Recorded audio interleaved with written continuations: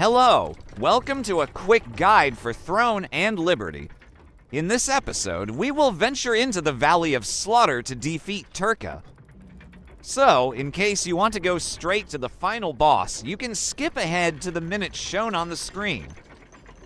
The path to the final boss of the dungeon is the same as in Butcher's Canyon, so I'll briefly mention the two mini-bosses and finish with the final boss. The first mini-boss is the Orc Shadow Elder. To deal damage to him, we need to CC the Orc Shadowmancer using abilities like Sleep, Icebound Tomb, etc.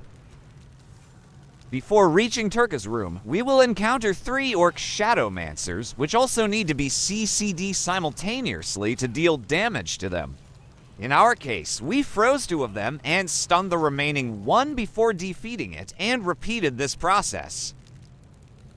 Also, as you will see in the video, 2 people will be linked and surrounded by a red circle. Simply stay close to each other. Turka is a very easy boss to defeat. The first thing to mention is that the tank should position the boss with its back to the group. And when Turka raises his axe, the tank can use their parry to mitigate the damage. Also, in this dungeon, there is the same jumping mechanic as in Butcher's Canyon. That is, when you see the red area contracting, it's the moment to jump to avoid the damage.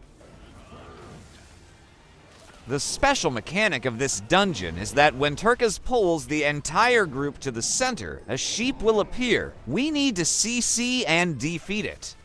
Once we defeat it as quickly as possible, the group must interact with it to receive a shield that will prevent the wipe mechanic. Meanwhile, the tank should avoid positioning the boss facing the players, as Turka will do a series of charges that the tank must counter with the parry movement. Finally, when the boss is below 35% health, he will trigger the same sheep mechanic, but this time the sheep will appear.